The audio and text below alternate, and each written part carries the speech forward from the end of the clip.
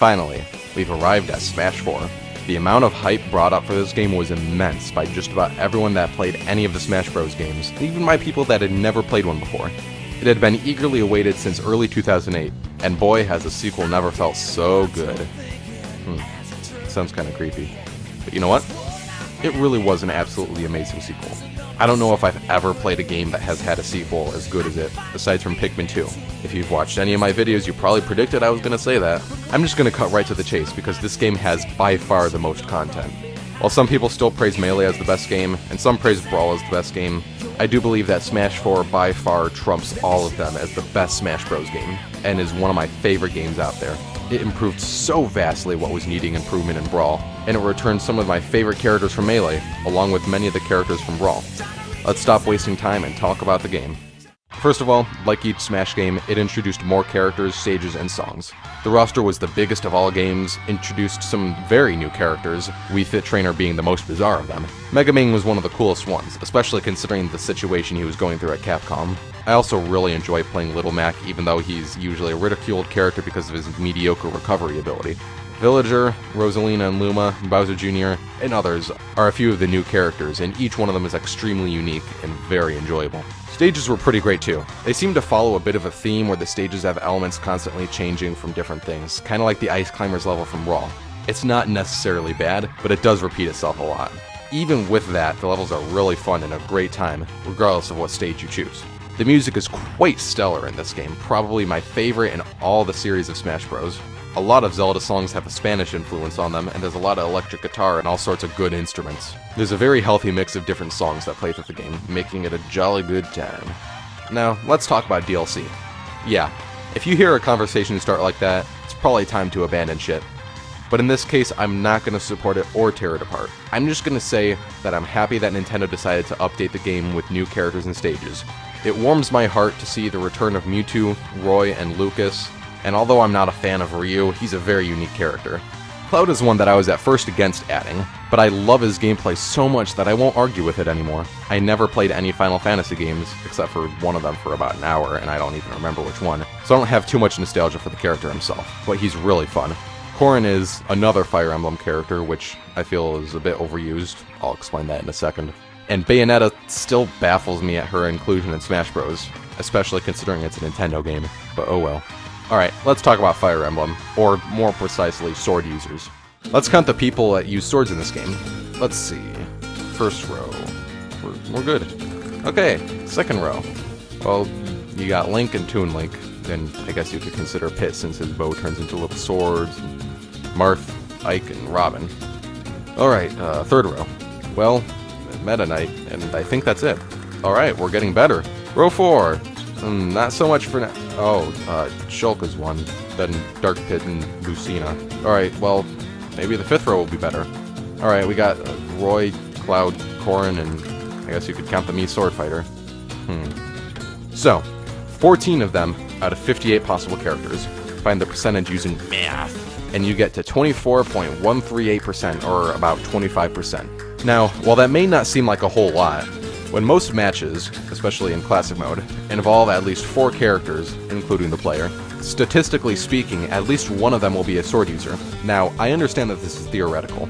You could have no sword users, or you could have each character in an 8-player match be a sword user.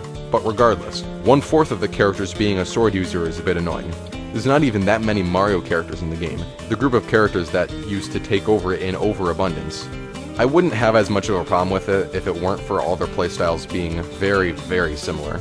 Lucina and Marth are literally the exact same character. I've been playing this game for a few months and I still have never seen a difference between them. Please tell me in the comments if you know the difference aside from them just being different genders. Roy is a bit different from how he was in Melee, but he's still mostly a copy of Marth. Ike is still one of my favorites, but he does play a lot like Marth, just heavier, stronger, and slower. Robin is pretty awesome, and a very different playstyle, and I appreciate that. Mainly the Fire Emblem characters share playstyles, except for Robin, and I really do enjoy Corrin. He/she has a bit of a different playstyle. But enough of this droning on and on about sword users. Let's get to some other stuff. Well, sorry about this, but I gotta real quick bring up another problem I have with the game. I'll make it quick. For some reason, some of the songs will freeze the game if they play, and the console actually has to be reset to be able to play the game once again. It's really weird, and it seems to change every once in a while. As you can see, I went to change a certain song and did not play anymore because it actually started freezing my game the last time I played. But it didn't do that in the previous 2 months I had the game. So I don't know, maybe some of the songs that would freeze the game have begun working again. All I know is that it's mighty annoying, and I saw people were having this problem back in the middle of last year, so obviously it hasn't been fixed, and most likely will never be fixed. It's quite annoying, but it could be worse. All you gotta do is disable the song. It's just finding the song that's annoying. Alright, let's get positive here. One of the most interesting changes this game has over the other ones: custom characters. My first time seeing gameplay, I actually really disliked the custom characters idea. Mainly because I saw it as something that would require, as us RPG players call, grinding, or just spending an unnecessary amount of time repeating a process for things and stuff. A lot of times. When I got the game, I was pleasantly surprised to see that they weren't at all required, and only change up the gameplay for more replayability, and can add a bit of changes and matches in one-player mode. The ability to customize the special abilities of each character is pretty awesome, even if it's only between 3 abilities and they tend to be not too game-changing. Which isn't too bad, it's nice to not have too many options. There's not a whole lot more to talk about, but it really adds a reason to keep playing and to try and get better customization. So yeah, there's that. One thing I almost glossed over, but was reminded of by a friend, is the Amiibo functionality. I sadly have no sort of footage or specific experience of using the Amiibos, since I never actually really jumped on the Amiibo bandwagon, but I will say that it's an absolutely amazing idea. Like the custom pieces, it gives some more replayability to the game by allowing you to actually train a computer. I don't know, maybe I like it more because I've always wanted to have a fighter that is a true challenge and could always adjust to your fighting. Alright. Enough beating around the bush. Let's talk classic mode. This game has the best classic mode by far out of every single Smash Bros. Game. There are so many different things that they did that I just love. First thing I actually like, something that's gonna sound contrary to my other episodes, is I'm actually glad that they got rid of the minigames. While I had fun playing Target Blast, the gameplay is much more fluid without it. I love the fact that you can choose to go into different matches as well, and some of the other characters will get eliminated after them, including ones that aren't even in your match. What I mean by this is that you have a bunch of different matches you can choose from, all ranging from 1 enemy to 7 enemies, and occasionally being a team battle. There's also a rival you can either fight right away or let live for a few matches, and then fight them later for bigger rewards, although they'll be stronger. I don't see much of a reason to want to fight them early since they never really feel like they're a whole lot harder. But another thing they do is occasionally have a challenger pop in and replace some enemies. These challengers have something special about them, like they'll be metal or giant, and they'll reward you with something, usually a trophy or custom item. After you select a battle, you can also play a roulette to get a bonus of money, trophies, custom items, Crazy Orders tickets, or nothing.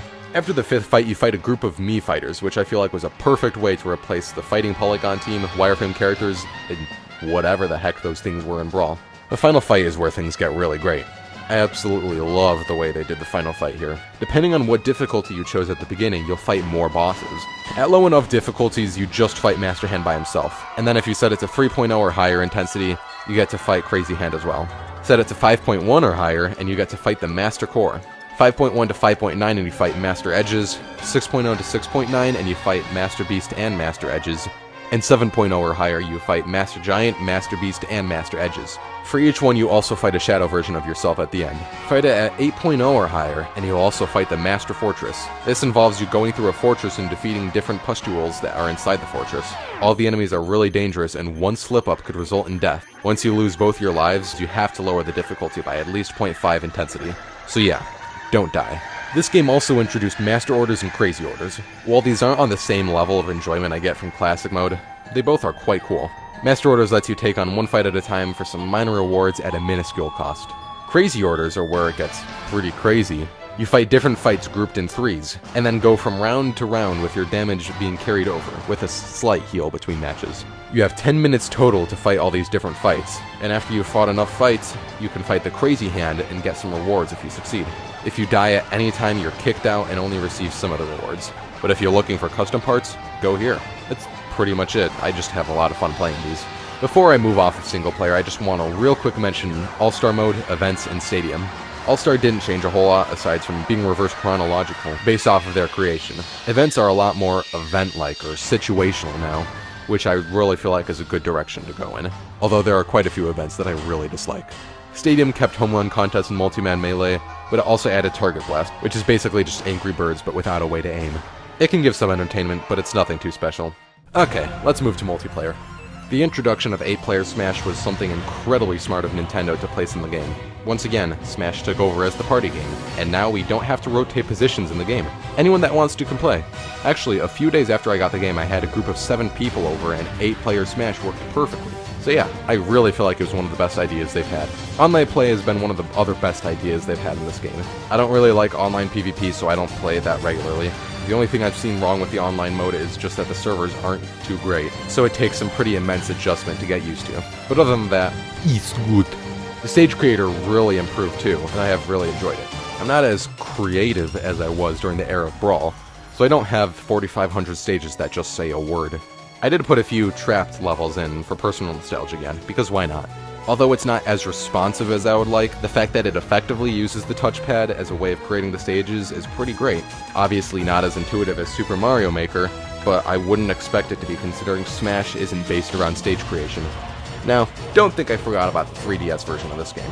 I actually got it almost a year before I got the Wii U version, and I had a ton of fun with it. It's not a bad game at all. However, something about it just didn't really feel like a Smash Bros. Game. I can't stress enough that it's a great game, but it just felt so stripped of features, which makes sense considering it's on the 3DS, a much less powerful system than the Wii U. It's missing the stage creator, many stages, many songs, events. The classic mode has much less, like no Master Fortress, and much less choice of fights. It has no 8-player Smash, and a few other things. I love being able to play Smash Bros. On a handheld console, but obviously it's not even close to the same as the Wii U Smash, which is why I didn't include it in the intro and haven't really talked about it much from now. Well, that pretty much sums it. Wait, what are you saying? Yeah? Mm-hmm. Wait, you don't mean... Oh, no. No, please, no. Alright, fine. I didn't want to include this because I dislike it so much. I thought it would sour up the video. Here we go. So, Smash Tour. I hate it. A lot. Like, really, I really, truly, strongly dislike it. When I first saw this mode, I was expecting something similar to Mario Party. Everyone takes turns moving, and there's a battle instead of a minigame after all the people move. What did I get? A group of 3 CPUs wandering the map, collecting everything in sight, getting the best possible rolls all the time, and having some of the best luck imaginable, while also constantly piling on the player in every battle on the stupid music! Sorry, I just got kinda carried away there. As you may be able to notice, I don't like Smash Tour. I do, however, really love the 3DS equivalent, Smash Run. It's one of the most fun game types I've ever played. It involves running around a big map, collecting modifiers, and making yourself more powerful while also fighting different enemies, kinda like Subspace Emissary. Along with that, random events happen, including a door opening where you can fight enemies, survive for an amount of time, or break the targets. You can also use different customizable stuff to give yourself different abilities, affinities, and apostrophes, I mean weapons. Then, you fight the other people in a timed battle, kinda like the end of Smash Tour, except that you don't have limited lives or random fighters. It's simple, it's fun, it's pretty unique to Smash Bros. Now, I will explain that Smash Tour is still better than many games I've played. I don't necessarily enjoy having to play it, and every time I have to play it I set it to the lowest possible amount of turns because I can't handle more than 30 minutes in a normal play session. Having friends play Smash Tour with you makes it much more fun, and I actually have enjoyed the time I played it with friends. Not enjoyed as much as literally anything else in the game, but I enjoyed it nonetheless. And it has some good ideas with it too. Having the map elements like Ridley showing up, or attack holding items, and you getting them if you collide with them is an extremely smart idea. If they happen more often, maybe I wouldn't be so harsh on Smash Tour, but I just really dislike it. It's sadly required for a few challenges, so I guess I still will need to play it at some point, but I'd like to delay that as much as possible. That's pretty much everything in Smash Bros. 4. I will say it's a testament to the game that I was able to speak for as long as I did on it. And of course, like the other games, there's more that I could have spoken about. I don't want to keep going because this has been a much longer video than I'm used to doing for the Games in Retrospect series, but seriously, if you haven't played this game, it's completely worth it. Even with the tragedy that is Smash Tour, it's a fantastic time. Even if you can't get the Wii U version and only the 3DS version, it's still worth it. Obviously, you won't have as many features, but you still will have the same core game. Seriously, pick up this game if you have a Wii U or 3DS and don't have it yet. Well, those are my thoughts on Super Smash Bros. 4. I'd like to know what you guys think about the game. Leave a comment about it. Click the annotations on screen currently to take you to the other parts of the Smash Bros. In Retrospect series of videos.